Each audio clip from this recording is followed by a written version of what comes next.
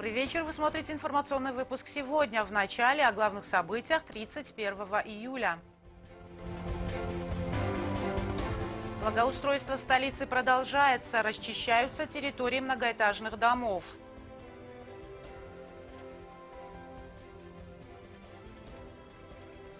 Дни остинской культуры в Европе. Репортаж о работе международной некоммерческой организации «Ренессанс Возрождения».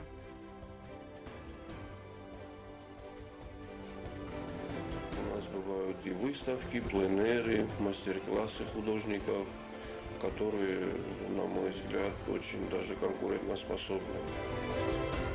Вспышки инфекции нет. Врачи призывают следить за качеством продуктов в жаркий период.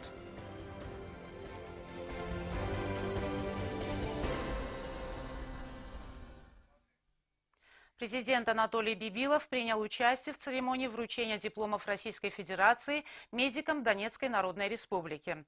Среди молодых медиков ДНР 6 подтвердили свои знания в Североостинской государственной медицинской академии. Дипломы Североостинского вуза им вручал Анатолий Бибилов и депутат Государственной Думы Российской Федерации Казбек Тайсаев. Анатолий Бибилов, поздравляя врачей, выразил надежду, что их знания и опыт найдут достойное применение в жизни. Президент отметил, что сотрудничество Донецкой Народной Республики, Южной и Северной Осетии будет продолжаться. Анатолий Бибилов планирует провести в Донецке ряд встреч, направленных на развитие отношений с ДНР в сфере экономики, образования и культуры.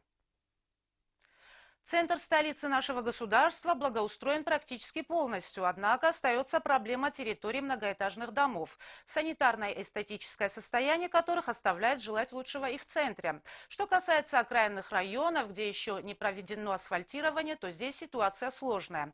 Причем сложности во многом создают сами жители, для которых, по всей вероятности, антисанитария – нормальное состояние. Комбинат благоустройства администрации Цхинвала приступил к расчистке территорий. Кроме того, параллельно проходит объявленный месячник борьбы с амброзией и благоустройства дворов. Такие работы будут проведены по всему городу. Сегодня сотрудники комбината трудятся в микрорайоне Гафеза. Это один из самых населенных районов города. Чтобы очистить всю территорию, им понадобится несколько дней. В районе Жилмассив, в районе населенного пункта Целинников на данный момент все наши силы переброшены в район Гафеза. Работы здесь очень много. Но думаю, в течение 3-4 дней мы все здесь закончим. Продолжается жатва в хозяйствах республики. В настоящее время идет уборка зерновых культур в селении Табет. У местных фермеров хороший урожай, но есть проблемы, характерные для всей сельскохозяйственной отрасли. Техника на полях работает на полную мощность. Работают местные ребята. В этом году они посеяли 10 гектаров пшеницы и ячменя. Удалось собрать 4 тонны пшеницы. Как нам рассказал фермер Зорик Кочиев, есть проблема с техникой. Сейчас на поле работает только один комбайн, который рассчитан на уборку урожая в нескольких районах. У нас много фермеров, а техники не хватает. Эта проблема нас очень давно беспокоит. Работает только один комбайн. Зерно сразу с поля завозят на склад в Тбет, и оттуда оно реализуется. У самих фермеров нет специальных мест для продажи. По словам Зорика Кочиева, фермеры республики надеются, что вновь заработает за год зерно. А пока на складе остатки и прошлогодней нереализованной пшеницы. Было бы хорошо, если бы возобновили свою работу за год зерно и мясокомбинат. Без этого наша работа бесполезна. Мы поинтересовались у Зорика Кочиева, как он относится к предложению фермера Гамлета Дрияева из Лениногорского района, который будет продавать свою продукцию по сниженной цене. Дряев говорит, что если даже продаст урожай по сниженной цене, все равно получит неплохой доход. Он собрал 500 тонн. Хочу сказать им большое спасибо. Если погодные условия не помешают, уборочные работы закончатся в короткие сроки.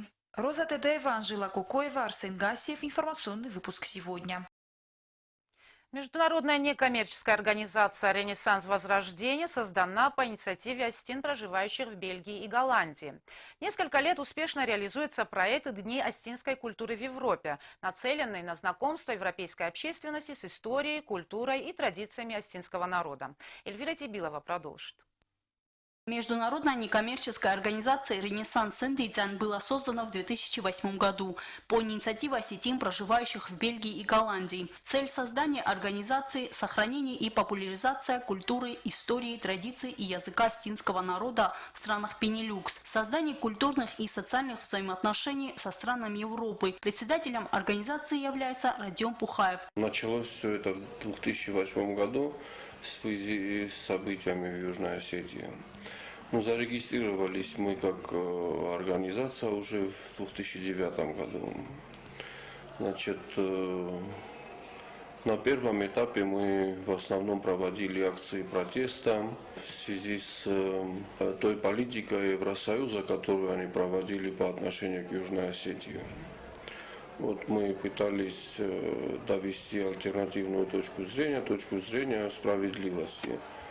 Вот. Потом со временем все это сошло на нет. Думали, чем можем мы заниматься дальше. И, в общем, пришла такая идея, чтобы доносить точку зрения Осетии уже в культурном плане. Вот так зародились вот эти мероприятия Дни осетинской культуры в Европе. Проект организации «Дни осетинской культуры в Европе» за более 5 лет существования получил большую популярность. Дни проводились в 15 странах Европы. Из года в год масштабность проекта расширяется. Помимо культурных мероприятий, члены организации знакомят европейскую общественность с историей развития осетинского общества, особенностей взаимоотношений с Грузией, геноциде нашего народа, длящегося на протяжении веков, и объективной информации об августовской агрессии режима Саакашвили в 2008 году.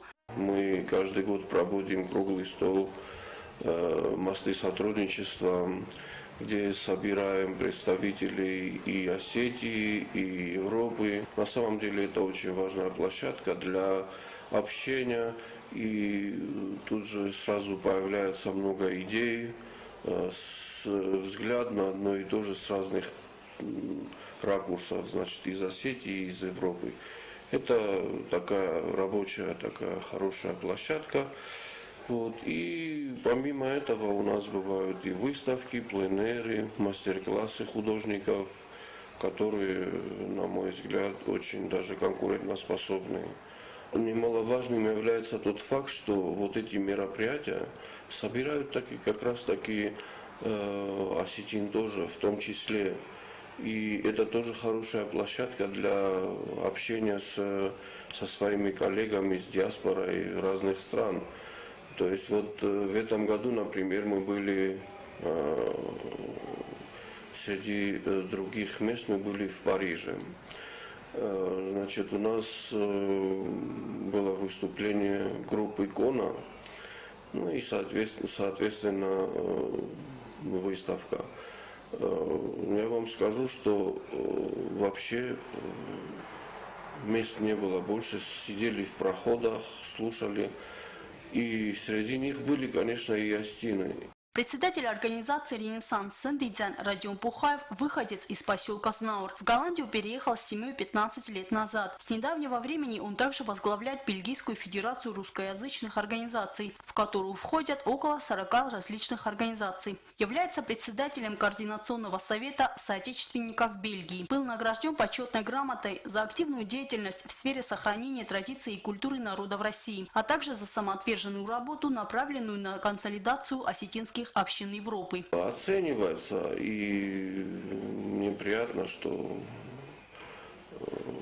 профессиональному сообществу, как минимум, да, вот художественному, это все нравится. И это очень важно, потому что, мне кажется, самое основное, это должно быть у творческих людей возможность показывать себя, показать свое творчество. Происходит общение, и мне кажется, это немаловажно, чтобы представители диаспоры всего мира, но в нашем случае всего Европейского Союза, чтобы имели возможность общаться, чтобы они были причастны к осетинской культурной жизни. Только в Бельгии на сегодняшний день проживает около 300 осетин. В Голландии же их поменьше, около 80 человек. Члены организации ведут активную работу по налаживанию культурных и творческих связей с коллегами из других стран. Эльвира Тебелова, Альдина Чехоева. Информационный выпуск сегодня. Жаркий летний сезон традиционно характеризуется вспышками разных инфекций. В инфекционную больницу обратилось более 20 человек с симптомами отравления, преимущественно дети. Однако по информации, полученной от заведующей инфекционной больницей Варвары Козаевой, не выявлено вспышки энтеровирусной инфекции. Медики напоминают о необходимости контроля за качеством продуктов питания, особенно для детей. В отделении находится 25 человек с острой кишечной инфекцией, и есть еще энтеровирусная инфекция. Но это не говорит о том, что туда вспышка кишечной инфекции. Это сезон, летний сезон, тогда бывает увеличение больных с таким диагнозом. Но единственное, что родители своим детям должны, когда кормят фруктами, надо их тщательно мыть.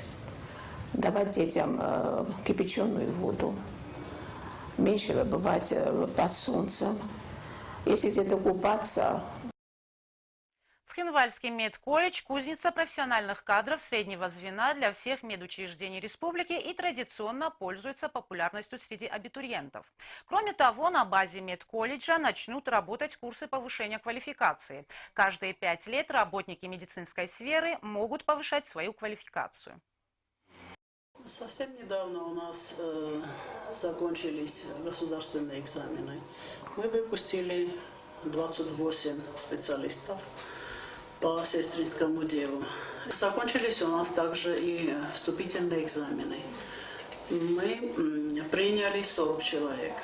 Из них половина на базе среднего образования, половина на базе 9 класса. Есть, конечно, желающие из деревень тоже, из районов, из очень дальних сел приезжают девушки, которые хотят потом работать у себя, чтобы специалист хорошо работал в медицинском учреждении, он должен быть в курсе всех новинок, всех новых технологий, методов работы и так далее.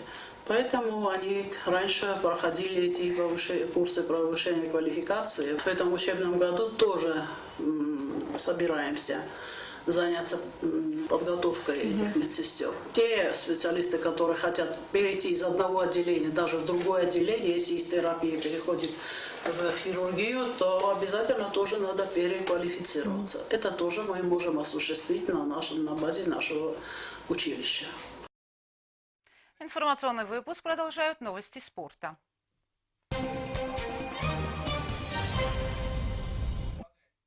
Югостинский боксер Алан Алборов стал бронзовым призером первенства общества профсоюзов. Воспитанник тренеров Владислава Хасьева и Гамлета Габараева выступал в весовой категории до 91 килограмм. В бою за выход в полуфинал Алан был сильнее мастера спорта из Дагестана.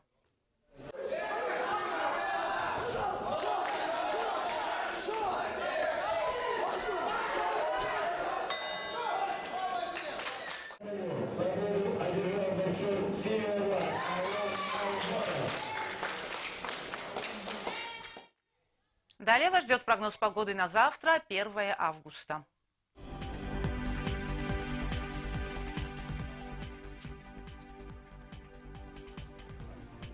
В Знаурском районе республики завтра, 1 августа, ясная погода. Днем температура воздуха плюс 29, ночью плюс 21. В Залском районе ясно, днем 29 градусов тепла, ночью плюс 20. В городе Квайса также ясно, днем плюс 27, ночью 19 градусов тепла. В Ленигорском районе Южной Осетии ясно, днем плюс 31, ночью плюс 23. В столице республики в Цхинвале ясная погода, днем плюс 30, ночью плюс 22. На этом наша программа подошла к концу. Я Ирина Джуева. Желаю вам всего доброго и до свидания.